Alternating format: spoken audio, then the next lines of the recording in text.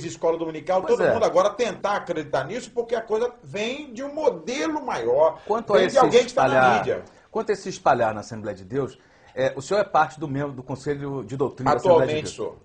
Seria esse o órgão, o conselho, o Conselho de Apologética, o órgão responsável por tentar coibir, botar uma certa ordem no que vem a ser a doutrina da Assembleia de Deus? Bom, acontece o seguinte, nós temos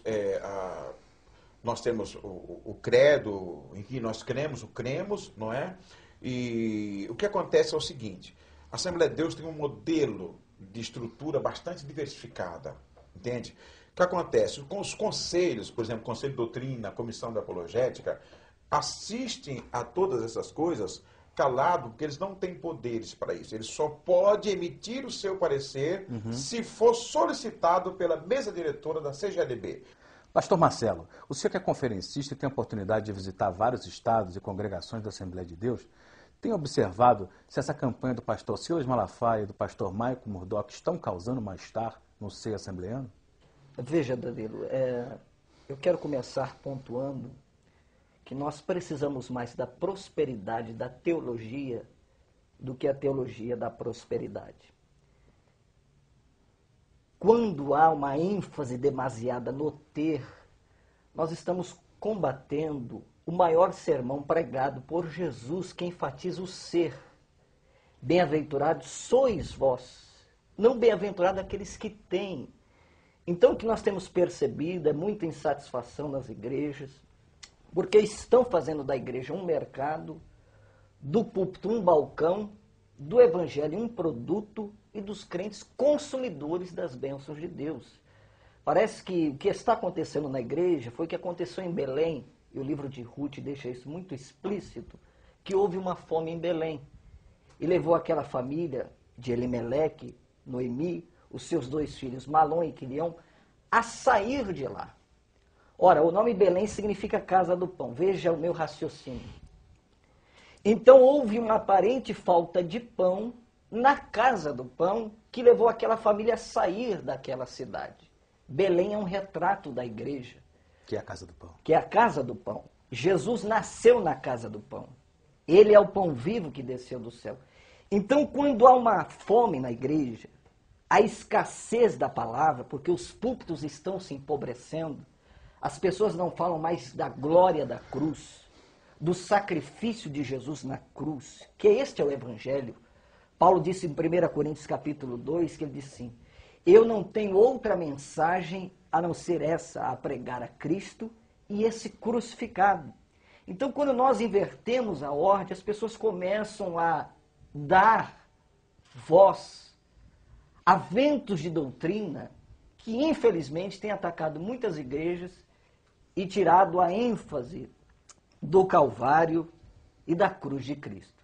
Portanto, nós precisamos voltar aos princípios da palavra de Deus. Gálatas capítulo 1, versículo de número 8, Paulo diz, se um anjo do céu descer entre vós e pregar outro evangelho daquele que eu não vos tenho falado, vocês consideram anátema. Amém, amém. Então, nós temos que basear a nossa vida na palavra de Deus. Então, nós estamos aqui com firmeza doutrinária, bíblica, enfatizando que a nossa riqueza maior é Cristo, que nós aspiramos por uma pátria celestial que é Jerusalém. Então, se nós começarmos a inverter, a ter, a conquistar, a ter tantas riquezas, para que almejarmos o céu? Pergunto eu, será que Jesus morreu na cruz para nos fazer milionários? Para nos fazer prósperos? Eu penso que a maior prosperidade é conhecer a Deus. Pastor José Barbosa, na hora que o vídeo estava passando, eu reparei que você fez uma cara assim um pouco estranha a um momento em que o pastor Mike Murdock diz assim, obediência retardada é rebelião. Se colocando como o pastor de cada um que está assistindo e admoestando o crente que está sentado em sua casa, em seu sofá, em seu recliner, como ele fala, a ir até o telefone e semear na sua campanha. Então, obediência retardada é rebelião? É isso mesmo?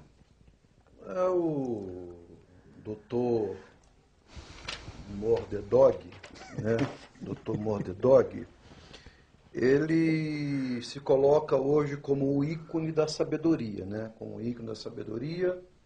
Ele esteve no estado de Goiás, na cidade de Goiânia, eu estava presente, e lá ele fez uma palestra. No final da palestra, ele limpou os bolsos dos irmãos.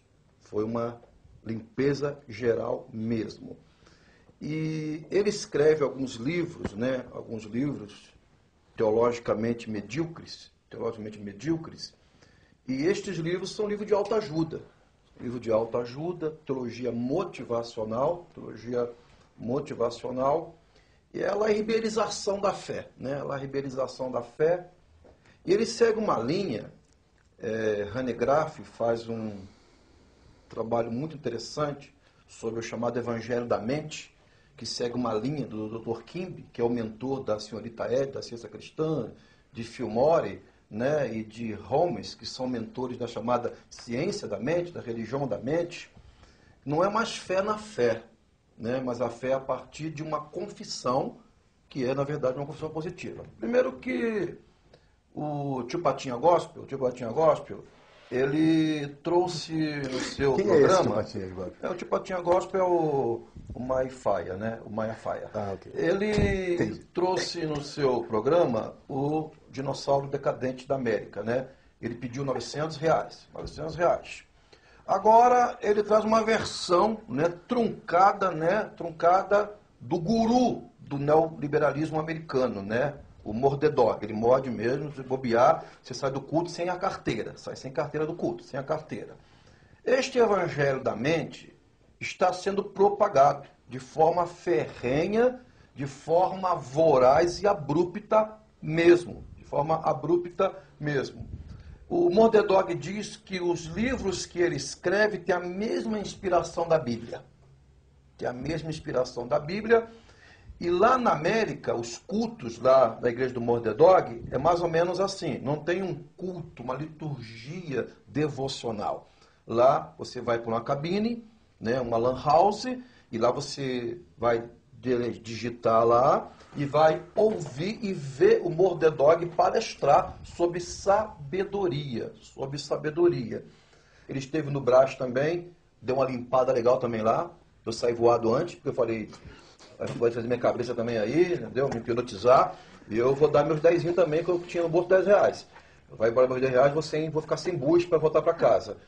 E o Mordedog, juntamente com o Dinossauro Decadente, tome muito cuidado. É um segundo evangelho, é o evangelho, como o pastor Marcelo colocou aqui, dos homens, é o evangelho dos homens, e digo algo para vós sem nenhuma apreensão.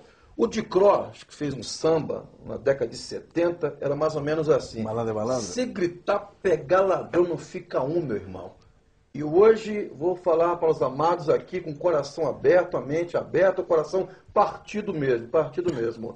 Eu sei que existe um remanescente ainda, eu conheço o pai do pastor Carlos, pastor Josias, que é um ícone do evangelho romântico, pastor Ezequiel de Taubaté, que são ícones do evangelho romântico.